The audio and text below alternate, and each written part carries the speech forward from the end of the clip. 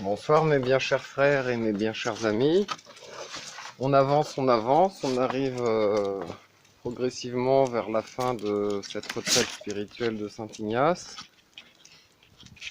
Et donc j'espère qu'un maximum de personnes suivront l'ensemble des vidéos, que ça leur donnera le goût d'étudier plus la méthodologie de l'Église catholique.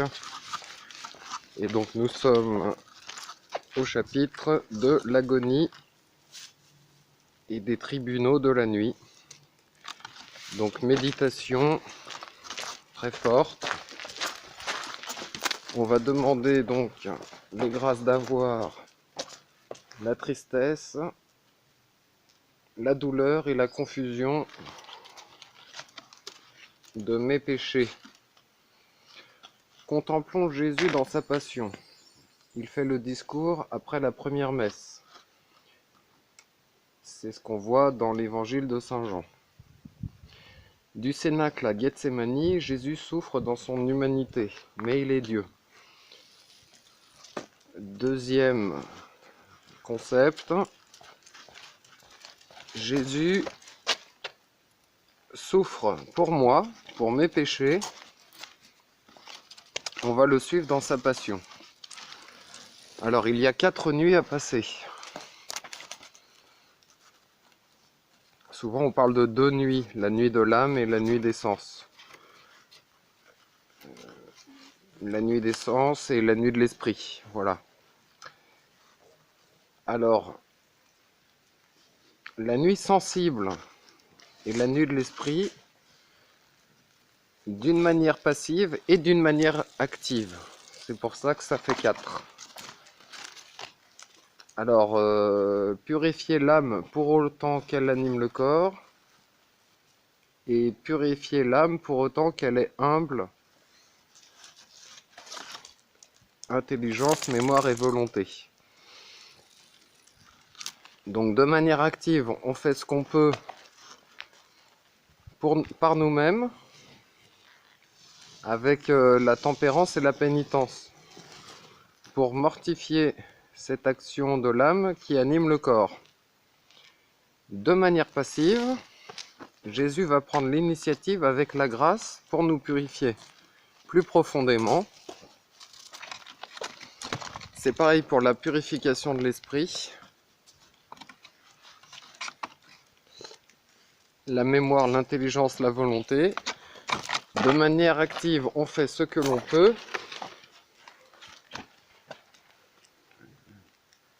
Puis c'est la grâce qui s'en occupe et on est passif.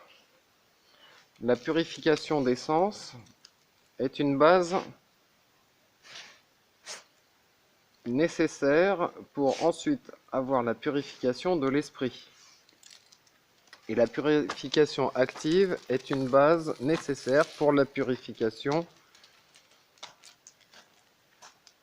passive. La première période est la voie purgative, c'est la purification active et des sens. Donc purification de l'esprit active et des sens. Et maintenant, c'est plutôt la purification de l'esprit passif, donc la voie illuminative, mais aussi des sens, puisque ça reste la base. Donc plusieurs nuits sont à passer parce qu'on lâche quelque chose dont on jouissait, et la récompense n'est pas encore arrivée. La récompense, c'est la consolation spirituelle. Il faut donc tenir en foi et en charité le samedi saint comme la Vierge qui est la seule qui a gardé la foi. Mais après chaque vendredi saint, il y a une Pâque pour nous aussi. Le plus on fait de pénitence, le plus on a de consolation. Pascal, c'est une loi spirituelle. C'est comme ça que fonctionnent les esprits. C'est comme ça que fonctionne l'amour de Jésus, la grâce. Alors, c'est important à savoir, C'est la doctrine mystique de Saint Jean de la Croix. Donc c'est pour ça qu'on passe devant une deuxième considération des péchés, pour s'en défaire. Mais c'est différent, car cette fois-ci, c'est la grâce. On la laisse faire, on s'approche de la source de grâce, la passion de Jésus-Christ. Sous l'influence de la grâce, le travail se fait différemment, car c'est fait par Dieu lui-même, donc c'est fait plus parfaitement. Alors, chronologie. Après la scène, Jésus rend l'hymne de grâce, puis déclare à ses disciples la prédiction de sa mort et résurrection et leur apostasie générale. Que Jésus frappera le pasteur et que les brebis seront dispersées et qu'il sera la source de leur scandale. Mais qu'après, il les précédera en Galilée. Pierre, qui compte trop sur ses propres forces, dit que ça ne sera pas son cas. Mais Jésus lui prédit qu'il le reniera 3 fois, et Pierre s'endort par la prière dans le jardin de Gethsémani.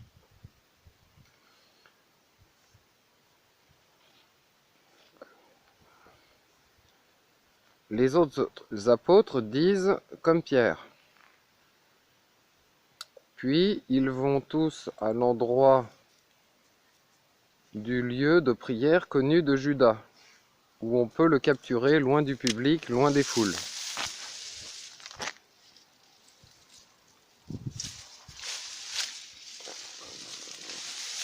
Puis il demande à tous de prier pour ne pas entrer en tentation. Il s'éloigne avec Pierre, Jacques et Jean et met encore une distance d'un jet de pierre par rapport à eux 3. Il s'agenouille face contre terre et pris d'effroi, il dit que son âme est triste à en mourir. Il prie le Père d'éloigner le calice, si c'est possible, dans son plan. Il a ces paroles, « Faites selon votre volonté et pas la mienne ». Donc Jésus souffre vraiment. C'est normal qu'il demande au Père d'éloigner cette souffrance, car la souffrance est contre l'humanité de Jésus. La souffrance, c'est toujours contre la nature humaine. Jésus souffre vraiment. Dans le plan A, c'est le paradis terrestre, mais Dieu veut un plus grand bien en organisant la souffrance dans le plan B.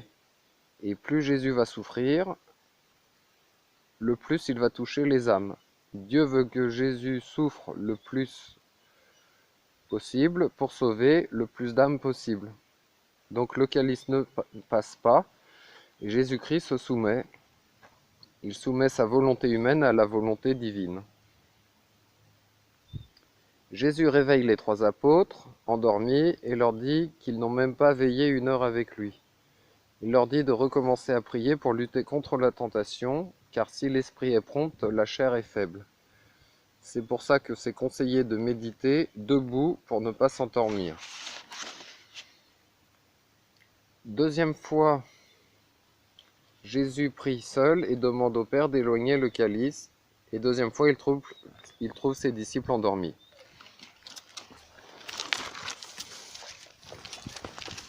Troisième fois, Jésus prie, demande la même chose à Dieu le Père, que ce soit la volonté de Dieu qui s'accomplisse et pas la sienne. Il nous montre comment on doit prier. Il agonise car il voit à l'avance les souffrances inévitables qui vont arriver. Et il voit tous les péchés de tous les hommes et que pour certains, ça ne servira à rien. Jésus sait qu'il va verser son sang et donner la grâce pour eux. Et que certains, parmi eux, vont refuser. Et c'est ça qui est le plus pénible de tout. Et il va être consolé par un ange parce qu'il voit quand même la quantité des élus qui vont bien répondre.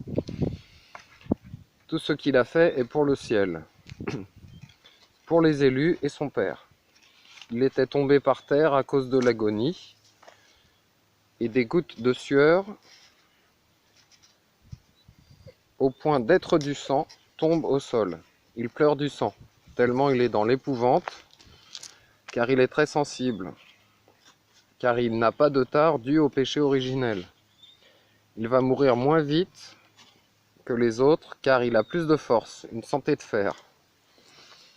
Il ressent plus fortement les douleurs et les émotions.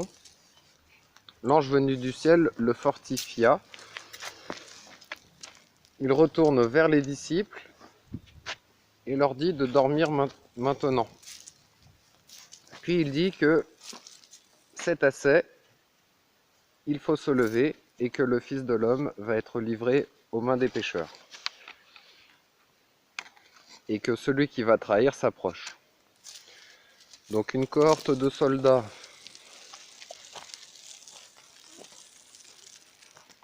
et de serviteurs des scribes et des prêtres sont armés, s'approchent, et Judas leur dit que Jésus est celui qu'il va embrasser.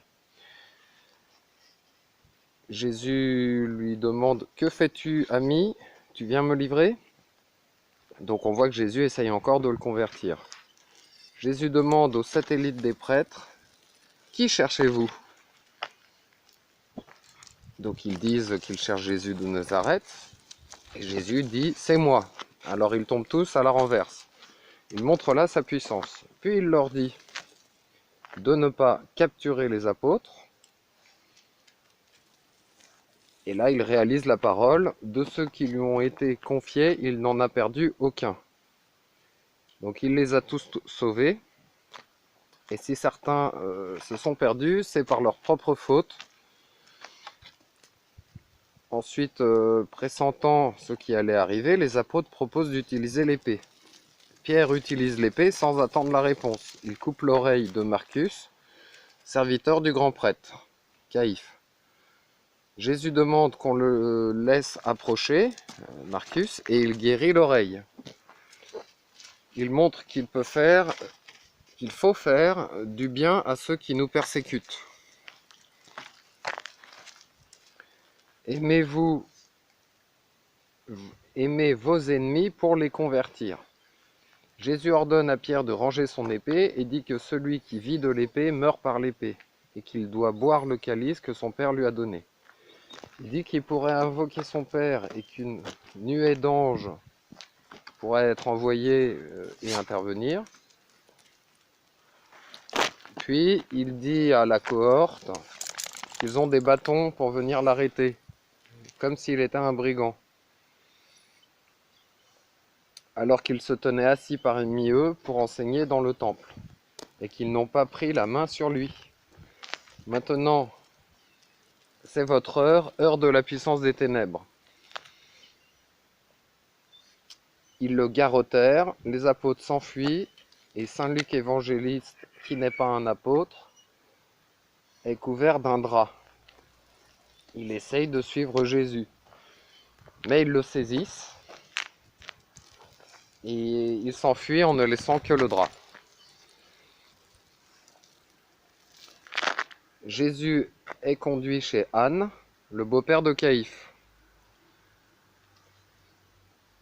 Anne, c'est celui qui a gardé le titre de grand prêtre, le plus ancien, et Caïphe, c'est le grand prêtre actif, mais qui consulte toujours Anne. Pierre a suivi Jésus de loin, ainsi que Saint Jean, qui était d'une famille de Sadducéens, donc de prêtres. Pierre était connu du pontife et il a pu entrer dans le vestibule avec Jésus. Pierre est resté devant la porte et Jean demande à la portière de le laisser entrer, Pierre. Le pontife interroge Jésus sur ses disciples et sa doctrine. Jésus répond qu'il a parlé publiquement au monde et qu'il a toujours enseigné dans les synagogues où les Juifs se rassemblent et qu'il n'a rien dit en secret. Il demande « Pourquoi m'interrogez-vous » Interrogez plutôt ceux qui m'ont entendu, eux savent ce que j'ai dit. Un valet donne un soufflet à Jésus, ce qui est contre la loi, car on ne pouvait pas frapper un accusé dont la faute n'est pas encore prouvée. Jésus dit que s'il a mal parlé, que ce valet montre en quoi il a eu tort et que, au contraire, s'il a bien parlé, pourquoi le frappe-t-il? Donc pas de réponse.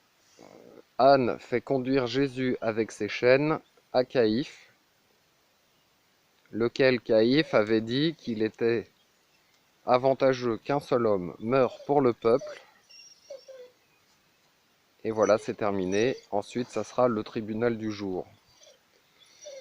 Dans la prochaine méditation, prochaine vidéo, résumé, mais finalement, c'est difficile d'enlever les enseignements et on ne peut pas résumer ce qui est déjà résumé en fait. Donc,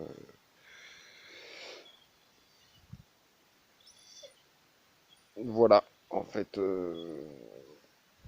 je fais les vidéos un peu plus courtes parce que c'est moins spontané. Et donc là, la méditation, c'est de voir Jésus-Christ souffrir pour nos péchés et particulièrement pour mes péchés. Donc on se l'applique à soi-même. Jésus a souffert pour nos péchés. Jésus souffre, puisqu'on médite sur l'action en direct. Jésus souffre pour mes péchés. Qu'est-ce que ça doit m'inspirer tout ça? Voilà, je vous remercie de votre attention.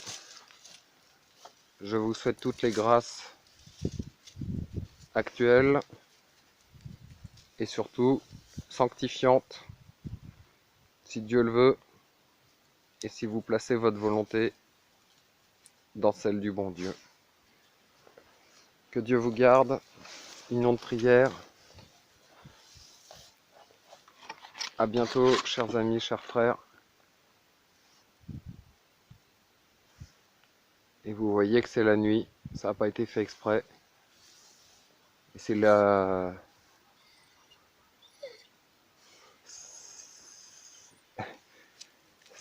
C'est la vidéo sur le tribunal de la nuit et on a étudié ce que c'est que la nuit de l'âme, la nuit des sens, la nuit de l'esprit. Et maintenant le téléphone n'a plus assez de batterie pour qu'il y ait du flash. Donc on s'avance dans la pénombre avec le dalmatien. Et tout ça est un petit peu symbolique. Mais voilà, ça sera la partie imagée. Comme on ne croit pas au hasard quand on est catholique,